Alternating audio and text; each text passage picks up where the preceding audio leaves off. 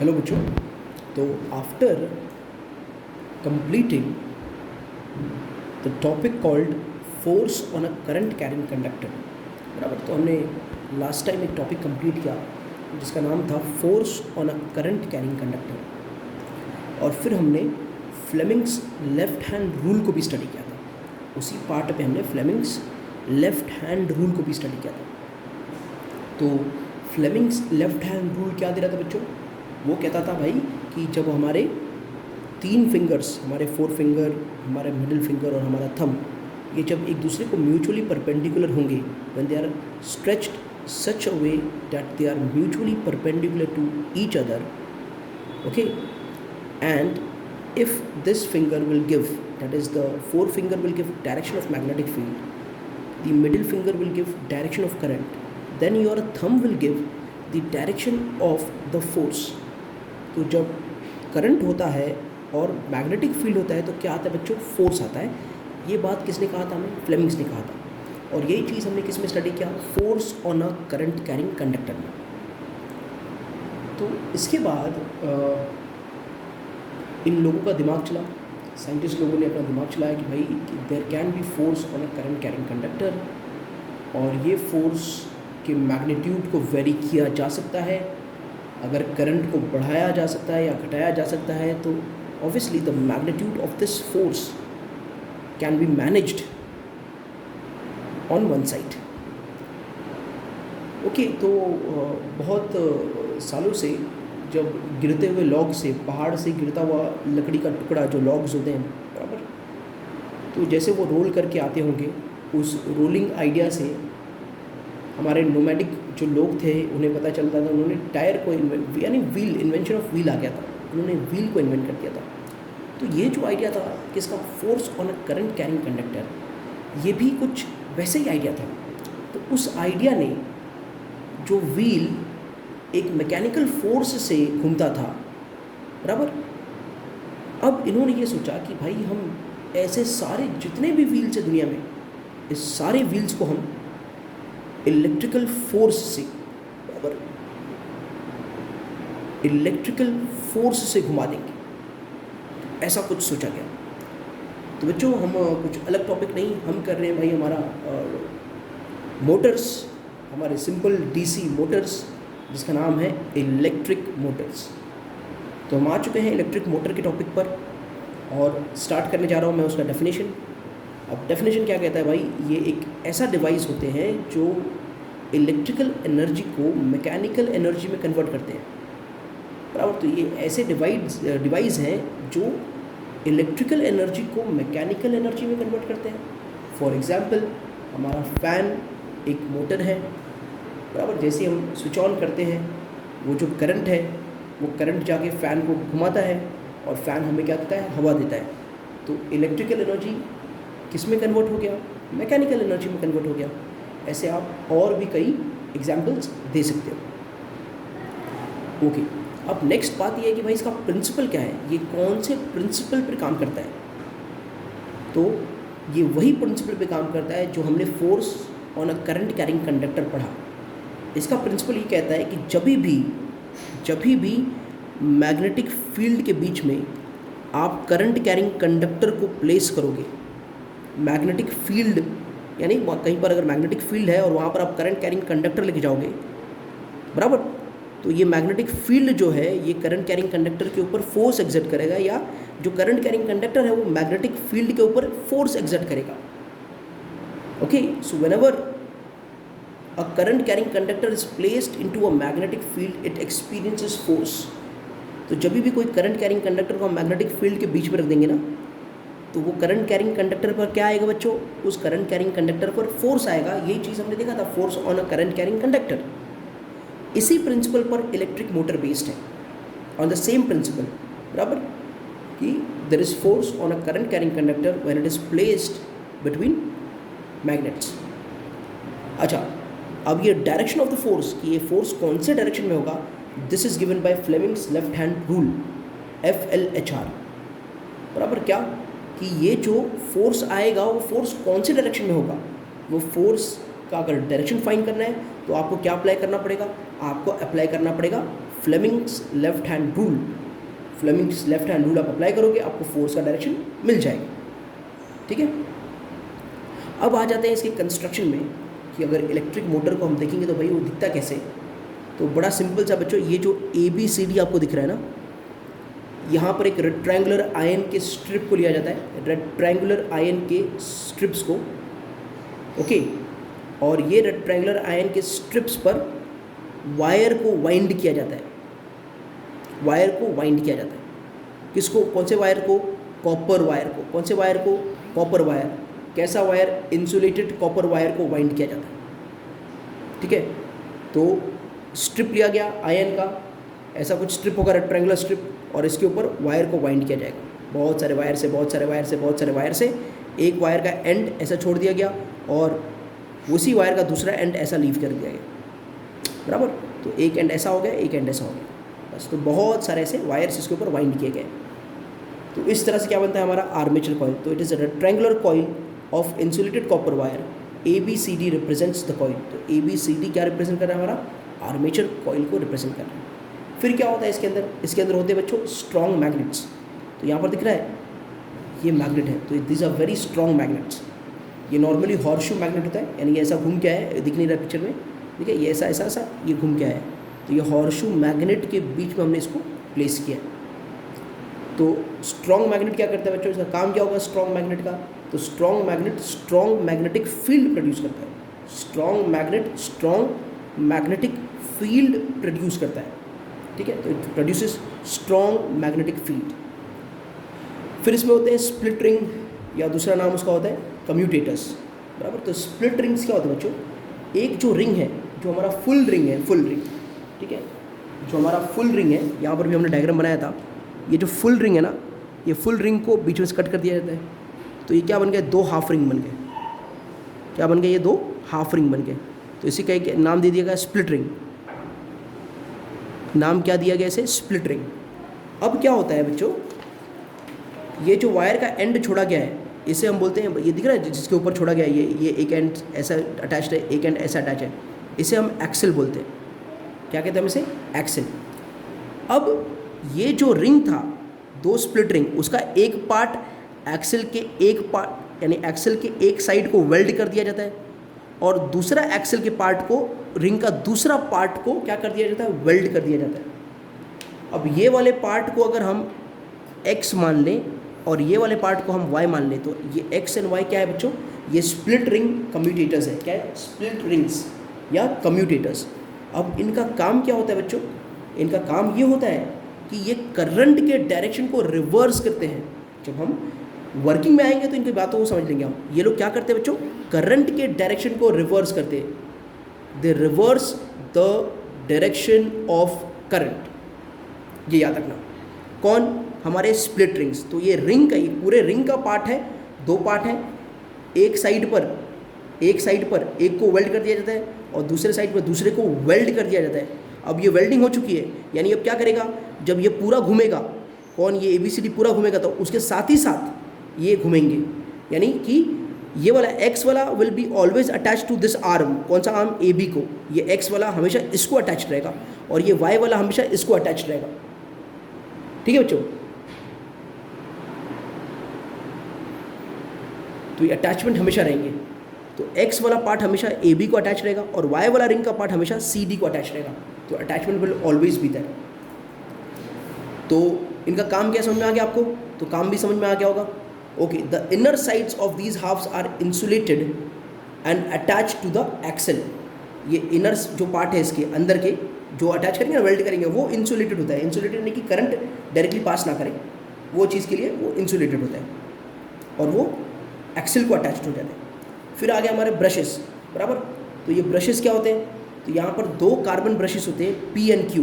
तो यहाँ पर आप देखोगे ये जो रिंग X को अटैच्ड है एक ब्रश, उसका नाम P है, और एक ब्रश जो अटैच्ड है Q को, बराबर, स्प्लिट रिंग Y को अटैच है, उसका नाम Q है। अब बच्चों क्या होता है ना, अगर मैंने ये जो ब्लैक पार्ट यहाँ पर दिख रहा है, ये सब वायर है। अगर मैंने वायर को डायरेक्टली ये एक्सेल में अटैच कर दिया, तो जब ये घूमेगा तो वायर क्या हो जाएंगे, ट्विस्ट हो जाएंगे। तो इस करंट को तो पहुँचना है यहाँ पर, we have to see that कि करंट यहाँ पर पहुँचे, तो उसके लिए कुछ तरीका ढूंढना था। इसके लिए उन्होंने ब्रशेस का तरीका अपनाया, ठीक है। तो ये कार्बन ब्रशेस होते हैं P and Q। ये लोग एक एंड जो है P वाला, वो जो हमारा स्प्लिट रिंग X है उसको प्रेस करके रखता है, उसको चिपक के रहता है, और ये जो Q है वो उसको चिपक के रहता है, बराबर अटैच्ड है। ये लोग साथ में नहीं घूमते, ये P वाला पार्ट और Q वाला पार्ट ये लोग साथ में घूमेंगे नहीं, ये लोग यहीं पर रहेंगे, इनका पोजीशन कभी चेंज होगा नहीं। X का घूम सकता है, Y का घूम सकता है, पर P और Q का पार्ट घूमेगा नहीं, ठीक है बच्चों।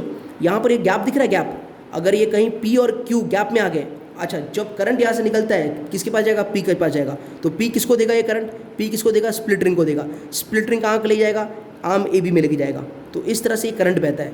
तो करंट यहाँ से निकला, ब्रश में गया, ब्रश से स्प्लिट रिंग में गया, स्प्लिट रिंग से हमारे आर्म AB, फिर BC, फिर CD, और फिर D से करके Y, रिंग Y से निकल के ब्रश Q से निकल के बाहर जाके वापस बैटरी में।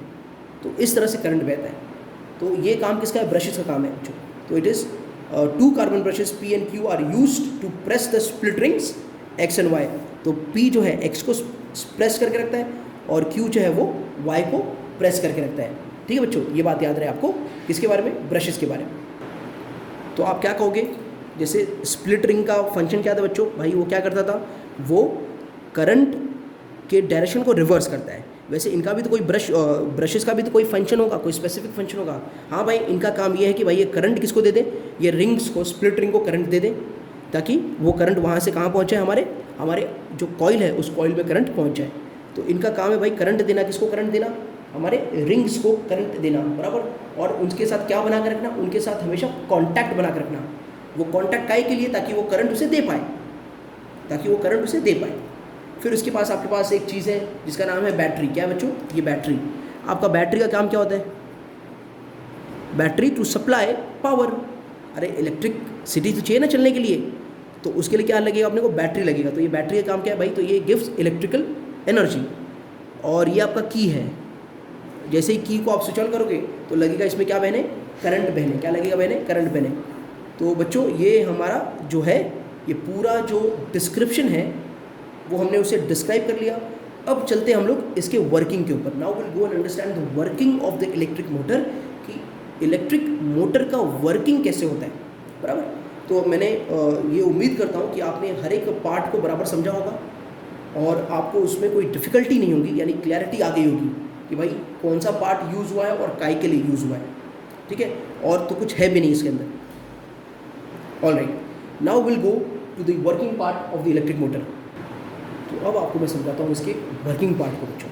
तो वर्किंग में क्या होगा, वर्किंग में इनिशियली जैसे हम की को स्विच ऑन करेंगे, ये हमारा बैटरी है, दिख रहा है आपको। तो बैटरी में करंट पॉजिटिव टू नेगेटिव, यानी पॉजिटिव से निकलेगा, ऐसे जाएगा और कहाँ पर जाएगा, it will enter brush P। Brush P से निकलने के बाद brush P is in contact with हमारा स्प्लिट रिंग X के साथ, ये कम्यूटेटर के साथ, कम्यूटेटर X के साथ कॉन्टैक्ट में है। तो यहाँ से P से करंट इसमें पास होगा, ठीक है। अब जब इसमें पास हो जाएगा करंट, तो वो ये वाले आर्म में फ्लो करेगा, ऐसे ये वाले आर्म से वो ऐसे फ्लो करेगा, और फिर वो जाएगा आर्म AB में। Through arm AB it will go to arm BC, through arm BC it will go to arm CD, through arm CD it will go like this, then it will enter the what we call split ring Y, and through Y it will go to Q, brush Q, and through Q it will go in the battery. So this will be the path of the electric current at every point. Is this clear? जैसे ही switch on हुआ, क्या हुआ, जैसे ही हमने switch on किया तो इस तरह से हमारा करंट बहा, इस तरह से हमारे करंट का फ्लो हुआ। तो बच्चों जो करंट का फ्लो हुआ, बराबर, तो यहाँ पर अब ध्यान देने वाली बात यह है कि ये जो हमारा ये क्या है, ये हमारा कॉइल है, ये AB कॉइल है, ठीक है, ये हमारा CD है और ये AB है, और ये हमारा मैग्नेट यहाँ पर था जिसका नॉर्थ पोल है। मैग्नेटिक फील्ड ऐसा है बच्चों, और करंट ऐसे फ्लो रहा है, देखो यहाँ पर AB करंट ऐसे फ्लो रहा है, मैग्नेटिक फील्ड ऐसा है। तो ये मैग्नेटिक फील्ड और करंट एक दूसरे को कैसे हैं बच्चों, मैग्नेटिक फील्ड ये हो गया और करंट ये हो गया, एक दूसरे को कैसे हैं, लोग एक दूसरे को परपेंडिकुलर हैं, ये दोनों क्या है, परपेंडिकुलर। और परपेंडिकुलर होता है तो हमने फॉर्मूला दिखा था भाई, BIL sine theta perpendicular sine 91 होता है, यानी बिल हो जाएगा फोर्स। फोर्स क्या हो जाएगा? बिल, फोर्स मैक्सिमम जब परपेंडिकुलर है। ठीक है, तो इसके हिसाब से ए बी के ऊपर क्या आएगा बच्चों? ए बी के ऊपर एक फोर्स आएगा। ए बी के ऊपर क्या आएगा? एक फोर्स आएगा। So A B will experience a force side A B of this coil, side A B, बराबर। ये कॉइल जो है हमारा कॉइल, आर्मेचर कॉइल, उसका ए बी साइड, मान लो ये ए बी साइड है ये वाला, तो ये वाले साइड पे कोई फोर्स आएगा, फोर्स आएगा कोई, बराबर। अब आई बात बी सी की कि भाई क्या बी सी पर कोई फोर्स नहीं आएगा? तो बी सी पर बच्चों कोई फोर्स नहीं आएगा। पता है क्यों? क्योंकि देखो फोर्स ऐसा है, north to south. Magnetic force कैसा होता है? नॉर्थ टू साउथ होता है, पता है ना हमको। तो नॉर्थ टू साउथ है तो फोर्स ऐसा है। और ये बी सी भी कैसा है? करंट भी ऐसे ही है, तो फोर्स भी ऐसे ही, करंट भी ऐसे ही, दोनों क्या है बच्चों? एक दूसरे को पैरेलल है, एक दूसरे को क्या है? पैरेलल। तो पैरेलल है तो साइन थीटा क्या हो जाएगा? अगर पैरेलल है तो साइन थीटा क्या हो जाएगा? 0। और साइन 0 क्या होता है? साइन 0 0 होता है, साइन 0 0 होता है। तो ये फोर्स क्या हो जाएगा? फोर्स हो जाएगा 0। ये बात समझ में आ रहा है? तो B C will not experience force, similarly A D भी फोर्स को एक्सपीरियंस नहीं करेगा। अच्छा, क्या सी डी फोर्स को एक्सपीरियंस करेगा? यस, सी डी भी फोर्स को एक्सपीरियंस करेगा। सी डी क्यों फोर्स को एक्सपीरियंस करेगा? बिकॉज मैग्नेटिक फील्ड देखो, north to south, north to south, current ऐसा, फोर्स और डायरेक्शन ऑफ करंट एक दूसरे को perpendicular. So even C D will experience a force, even C D will experience a force. Now we have to find कि इनका force कैसे होगा। अब आगे हमें ये फाइंड करना है कि इनके ऊपर जो फोर्स आ रहा है वो फोर्स है तो सही बात है, लेकिन कैसा है फोर्स वो फाइंड करना है। ठीक है बच्चों, तो ये मान लिया जाए हमारा आर्मेचर कॉइल है, ये हमारा साइड ए बी और ये हमारा साइड सी। ठीक है, इसे मैं यहाँ रख देता हूँ। फोर्स जानना है तो Fleming left hand rule apply करो। तो फ्लेमिंग लेफ्ट हैंड रूल के हिसाब से बच्चों, बराबर, ये हमारा मैग्नेटिक फील्ड है, this is the magnetic field, समझो बात को। ये मैग्नेटिक फील्ड का डायरेक्शन, ऐसा करंट जा रहा है तो थंब किसकी तरफ है? थंब नीचे की तरफ है। समझ में आ रहा है? थंब किसकी तरफ है? थंब नीचे की तरफ है। आई बात समझ में?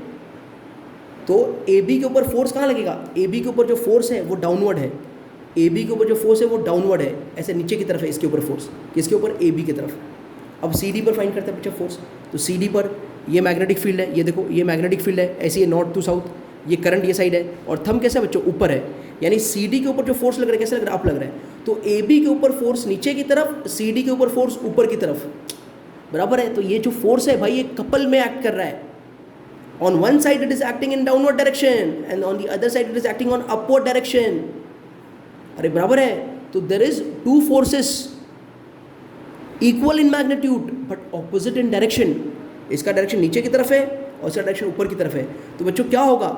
ये रोटेट कर जाएगा, दिख रहा है? ये पूरा घूम गया, ये नीचे की तरफ था तो नीचे जाएगा, ये ऊपर है तो ऊपर आएगा, तो ये ऐसा घूम जाएगा। समझ में आया? अब जैसे ये घूम जाएगा तो ये जो कॉइल है, कॉइल देखो बच्चों क्या होगा, ये रिंग जो है तो ये घुमा, कैसे घुमा? अच्छा, डायरेक्शन घूमने क्या है बच्चों बता सकते हो आप? ए बी नीचे की तरफ है ना, तो इस डायरेक्शन में घुमा है, जिसका नाम हम दे सकते हैं एंटी क्लॉकवाइज डायरेक्शन। तो ये पूरा कॉइल कैसे घुमा है? एंटी क्लॉकवाइज डायरेक्शन में घुमा है। ठीक है, एंटी क्लॉकवाइज डायरेक्शन घुमा है। वो समझ में आया? जब आप फ्लेमिंग लेफ्ट हैंड रूल को अप्लाई करोगे तो आपको समझ में आ जाएगा वो चीज़। तो ये आर्म पर फोर्स डाउनवर्ड, ये आर्म पर फोर्स अपवर्ड, तो ये घुमा। अब ये जैसे ही घुमा बच्चों, तो ये जो हमारे क्या बोलते हैं रिंग्स है, ये रिंग्स तो अटैच्ड है, यानी एक्स और वाई वाला पार्ट अटैच्ड है। तो ये जब घूमेगा ना तो व्हाट विल हैपन इज, ये जो गैप दिख रहा है यहाँ पर गैप रिंग का, ये रिंग का गैप एक जाके पी में अटक जाएगा। ये देखो ये वाला जो गैप है ये चला जाएगा किसमें बच्चों? ये वाला गैप जो पी में चले जाएगा और ये वाला गैप क्यू में चले जाएगा। जैसे ही घूम के ये वर्टिकल पर देखो, ये हॉरिजॉन्टल है, जैसे ही वो वर्टिकल हुआ, ये जैसे ही वर्टिकल हुआ तो पी वाले में भी एक गैप पड़ जाएगा और क्यू वाले में भी एक गैप पड़ जाएगा।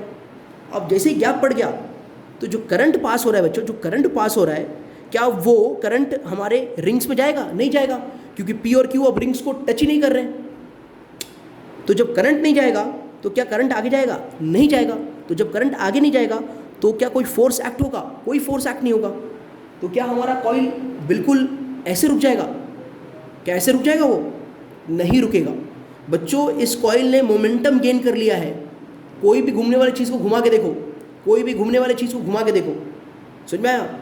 एक बार जब उसने मोमेंटम ले ली उसके बाद वो किसी की नहीं सुनेगा, वो पूरे अपने राउंड को कंप्लीट करेगा ही करेगा।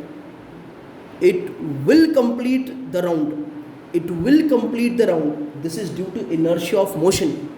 ये किसकी वजह से होता है बच्चों? Inertia of motion. समझ में आया? तो भले ही ये गैप में आ गया, ये P के गैप में ये आ गया, Q के गैप में ये वाला पार्ट आ गया, and there is no current in the coil, but this does not stop, the coil is not vertical any more, it will complete the rotation. ऐसा था, वर्टिकल हुआ, गैप पड़ा, no current, no force, nothing is happening, but this will not stop. Why it will not stop?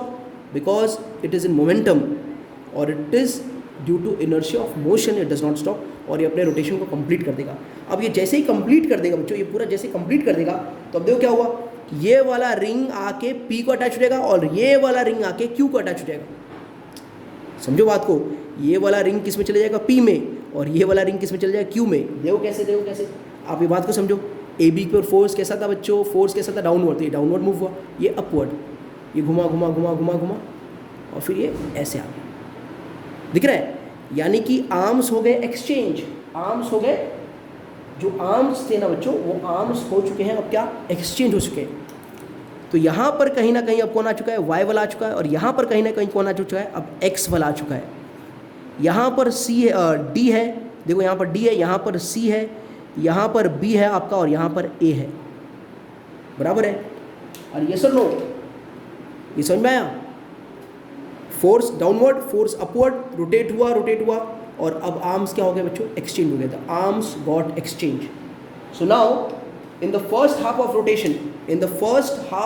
Rotation, what was happening? पहले half में क्या हुआ था बच्चों? तो पहले हाफ में जो रोटेशन हुआ था, बराबर, वो कैसे हुआ था? कैसे हुआ था? करंट कैसे फ्लो हुआ था? सब कैसे फ्लो हुआ था वो देख लेते हैं हम लोग। तो पहले हाफ में करंट, फर्स्ट हाफ में करंट A टू B गया, A टू B गया, B टू C गया, C टू D गया, बराबर, ऐसा है ना करंट, बराबर। ये ब्रश P से अंदर गया और ब्रश Q से बाहर आया, करंट ऐसा बाहर था। अब क्या होगा? अब जो ऐसा था पहले, अब ऐसा हो चुका है। तो अब जो करंट बहेगा, बराबर, अब जो करंट बहेगा, और देखो आपका जो ब्रश P से गया था, ब्रश X में एंटर किया था, P को जाके X को एंटर किया था, और यहाँ पर Y से वो Q में आ गया था। अब क्या होगा? अब आपका X वाला जो पार्ट है वो जाके P को अटैच्ड है, बराबर। जो Y वाला पार्ट है, अब Y वाला आ गया P को, तो P के साथ आ गया Y, और Y, ठीक है, और यहाँ Q के साथ आ गया, Q के साथ चले गया X, ये एक्सचेंज हो गया। अब आर्म भी एक्सचेंज हुए, तो अब क्या होगा? D टू C, फिर C टू B, ये ब्लैक वाला देखो, and B to A, and A to X, and X to Q। अब ऐसे जाएगा in the second half of the rotation. कैसे? फिर बता दो आपको। तो करंट का डायरेक्शन रिवर्स हुआ कि नहीं बच्चों? देखो P X A B C D Y Q, बराबर ऐसा था, करेक्ट है कि नहीं? अभी देखो P है, वो तो फिक्स पोजीशन है, उसके बाद देखो Y, फिर D, फिर C, फिर B, फिर A, और फिर X। तो इस तरह से करंट का डायरेक्शन क्या हो जाता है? रिवर्स हो जाता है। हर एक रोटेशन के बाद करंट का डायरेक्शन क्या हो जाता है बच्चों? रिवर्स हो जाता है।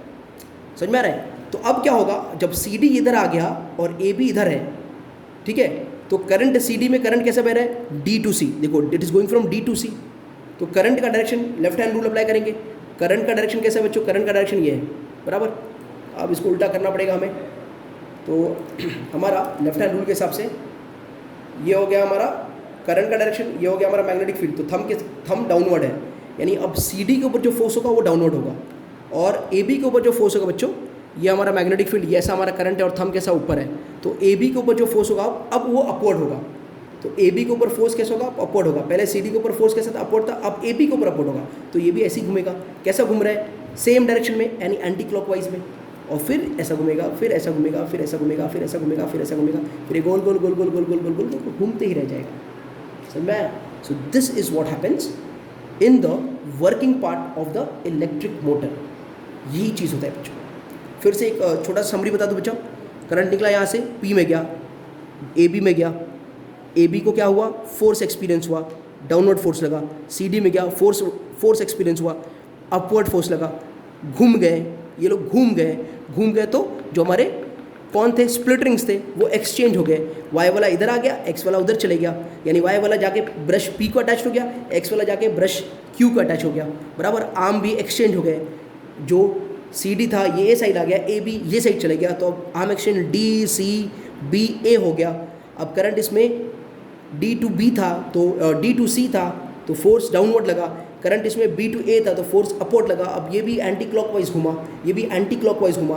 पहले करंट जो जा रहा था वो A to B, B to C, C to D जा रहा था, अब करंट जो जा रहा है वो D to C to B, B to A आ रहा है। तो after every half rotation the current reverses its direction, after every half rotation the direction of current reverses. ठीक है बच्चों, तो ये था हमारा पूरा का पूरा इलेक्ट्रिक मोटर के बारे में। ओके बच्चों, तो अगर आप इलेक्ट्रिक मोटर के बारे में समझ गए हो तो आपसे कुछ सवाल, ठीक है, और ये सवाल मैं चाहूँगा और बहुत ज़्यादा खुशी होगी अगर आपने इनके आंसर्स को कमेंट करके बताया तो कमेंट सेक्शन में आपको कमेंट करके बताना है। तो पहला सवाल ये है कि मान लिया जाए ये है मैग्नेटिक फील्ड के डायरेक्शन और इलेक्ट्रॉन बीम इस डायरेक्शन में आ रहा है, इस डायरेक्शन में आ रहा है, तो क्या आप बता सकते हैं मतलब कि जो फोर्स का डायरेक्शन होगा, direction of force on the electron beam, direction of force on electron beam, ये इलेक्ट्रॉन बीम है बराबर, और ये हमारा मैग्नेटिक फील्ड है, ये हमारा मैग्नेटिक फील्ड है, this is the magnetic field, this is electron beam. तो जो हमारा फोर्स का डायरेक्शन होगा वो कैसे होगा? क्या वो टू द लेफ्ट होगा या टू द राइट होगा या इनटू द पेज होगा, इनटू द पेज, या outside, out of the page, बराबर। चारों ऑप्शन में कौन से ऑप्शन होंगे आपको कमेंट करके बताने, क्या टू द लेफ्ट या टू द राइट या इनटू द पेज या आउट ऑफ द पेज, बराबर बच्चों। तो इसका आंसर आपको बताना पड़ेगा। दूसरा सवाल आपसे ये है कि the force experienced bye a current carrying conductor placed in a magnetic field is largest when the angle between the conductor and the magnetic field is dash, बराबर है भाई। जो फोर्स है, जो करंट कैरिंग कंडक्टर जो force experience करता है, ये लार्जेस्ट कब होगा, कौन से एंगल पर लार्जेस्ट होगा? जब मैग्नेटिक फील्ड और कंडक्टर के बीच में कौन सा एंगल होगा तो ये फोर्स लार्जेस्ट होगा। क्या हुआ एंगल 45 डिग्री है, क्या हुआ एंगल 60 है, क्या हुआ एंगल 90 है, क्या हुआ एंगल 180 है, तो इनमें से कौन सा आंसर होगा? थर्ड सवाल, the force exerted on the current carrying wire placed in a magnetic field is zero when the angle between the wire and the direction of the magnetic field is dash। Force zero कब होगा? Magnetic field के बीच में और current carrying conductor के बीच में, बराबर, कौन से एंगल पर जो फोर्स होगा वो जीरो होगा? On which angle the force is maximum, वो सेकंड क्वेश्चन है, and on which angle the force is zero, ये हमारा सेकंड इसका थर्ड क्वेश्चन है। फर्स्ट क्वेश्चन तो ये वाला हो गया बच्चों, ठीक है। Okay, uh magnetic field exert no force on, magnetic field किसके ऊपर फोर्स एक्सर्ट नहीं करता? Electric charge moving perpendicular to its direction, एक ऐसा इलेक्ट्रिक चार्ज जो मैग्नेटिक फील्ड के डायरेक्शन को परपेंडिकुलर जा रहा है। दूसरा, एन अनमैग्नेटाइज्ड आयन बार। तीसरा, अ स्टेशनरी इलेक्ट्रिक चार्ज। और चौथा, अ मैग्नेट। तो magnetic field exert no force on, किसके ऊपर फोर्स एक्सर्ट नहीं करता? फिर से, an electric charge moving perpendicular to its direction. दूसरा, an unmagnetized iron bar. Third, a stationary electric charge. And fourth, a magnet. तो इसके आंसर्स आपको हमें कमेंट सेक्शन जो है, कमेंट सेक्शन में आप दीजिए, ठीक है। तो हमें भी समझ में आएगा आपको कितना ये सारी चीज़ें समझा है, बराबर, how much you have understood from your